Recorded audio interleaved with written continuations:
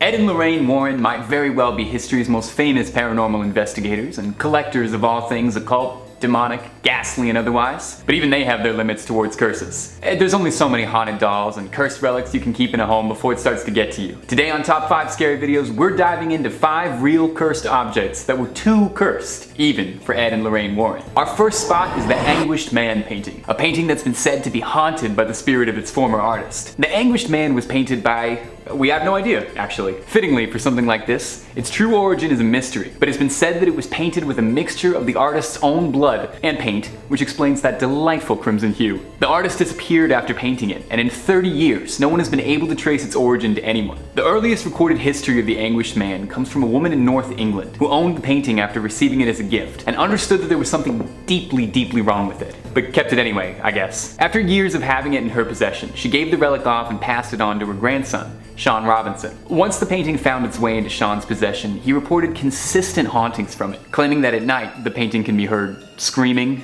writhing, loud noises, the painting falling off the wall in the middle of the night, and even going so far as to claim that he's seen the canvas itself twisting. Locking the painting in his basement, but feeling a compulsion to keep it locked to study it and possibly keep it safe from the outside world, Sean has recorded several videos of the Anguished Man in action if you feel like you've been getting too much sleep lately. While some skeptics might doubt that the Anguished Man is actually haunted, there is absolutely zero doubt that the painting itself is as fascinating as it is terrifying. Robert the Doll. At first glance already seems a bit unsettling, between his empty smile and the blank expression of the pet sitting on his lap. If only it ended there. Legend has it that this century-old doll is home to a malevolent spirit locked away. It's been said that misfortune comes to those who don't respect him or insult him. Robert's story begins over 100 years ago, and his true origin is somewhat disputed. It's agreed that he was owned by Robert Gene Otto, who received it as a boy, but some people claim that it was a gift from his grandfather, while locals prefer to claim nefariously that the doll was given to Robert by a servant of the house who hexed it out of resentment. Whatever the case, Robert brought trouble with him. The real Robert, or Gene as he went by, would refer to the doll as if it was a living entity,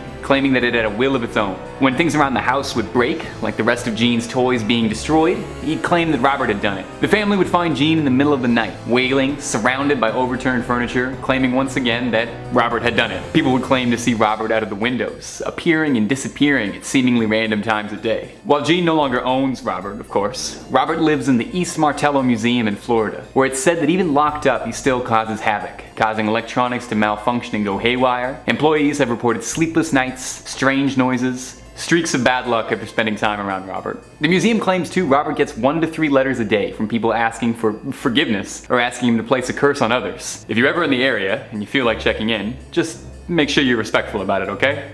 You never know. Number 3, the Delphi Sapphire. The Delphi Sapphire is a seemingly beautiful gem that carries with it a dark legacy. It's also known as the Gem of Sorrow, named for the misfortune it brings upon all those who've owned it. Its first owner was a British cavalryman named Colonel Ferris, who stole the gem from a sacred temple in India in the 18th century. Soon after returning to England, he was plagued with financial destitution, bringing his family to the brink of collapse. Shortly after this, his family all started to develop debilitating diseases. Ferris suspected that the gem was responsible for these wrongdoings, and attempted to pass it off to a family friend who fell gravely ill immediately after taking it in. Shortly after Ferris's friend passed, the gem was bought by Edward Heron Allen, a scientist who similarly experienced his life falling apart after acquiring the gem. In a desperate attempt to free himself of the curse, Edward threw the gem into Regent's Canal, thinking that he'd freed himself of the accursed stone. Sadly, much like the one true ring, this gem wasn't going to stay at the bottom of a river. It was fished out of the canal and quickly sold to a local jeweler, who recognized the stone as one he had mounted onto a ring for a client, one Edward Heron Allen. Thinking he was doing Edward a favor, the jeweler crafted a new ring and returned it to Edward. Isn't that nice? From there on, Edward swiftly tried to rid himself of it again, this time giving it off to a singer, who after a brief ownership, lost her voice entirely and never sang again. With the ring once again in his possession, Edward decided to end the vicious cycle of regifting and lock the sapphire away. He locked it in 7 stacked boxes surrounded by good luck charms and gave it to his bank to store in their vault until his passing. Never to be opened,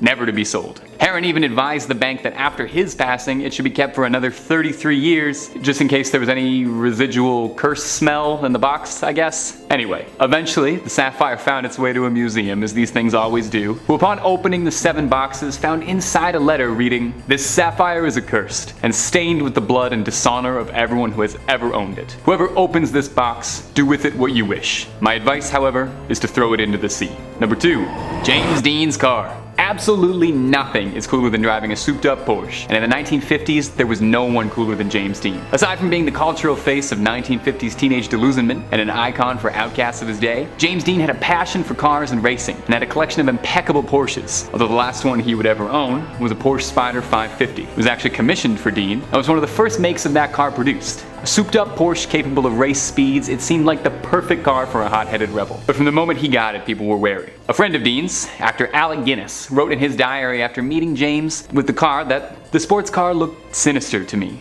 exhausted, hungry. I found myself saying in a voice I could hardly recognize, "Please never get in that car. You will be found dead." Normally any friend telling you outright not to get into a car would be worth paying attention to, but I feel like special triple warning should be heeded if it was Obi-Wan Kenobi telling me not to do it. Sure enough, Dean ignored, went ahead and raced the car anyway, leading to a tragic car accident that would claim the actor's life. Shortly thereafter, the Spyder was chopped for parts, where its engine was bought by Dr. William Escrick and installed in his own car. The suspension and transmission of the Spyder was given to Escrick's colleague and fellow doctor and racing enthusiast, Troy McHenry. In a race in 1956, both doctors driving cars with the Porsche's old parts both crashed, leading to the death of McHenry and injuring Escrick. Somehow, not learning any lessons, the self-proclaimed king of customs, George Barris, purchased the mangled wreck of the 550, hoping to rebuild it as a tourist attraction, where it was sold to the National Safety Council as a harrowing display of road safety. In 1959, while in storage, the car spontaneously caught flame. The tires were sold to a private buyer who had them burst on the road, causing them to careen off. And finally, in 1960, while in transit from Miami, the car disappeared entirely. The whereabouts of the car and its pieces are currently unknown, with the only confirmed part left being a transaxle that was found in Massachusetts. And finally, in our #1 spot, the Devil's Rocking Chair.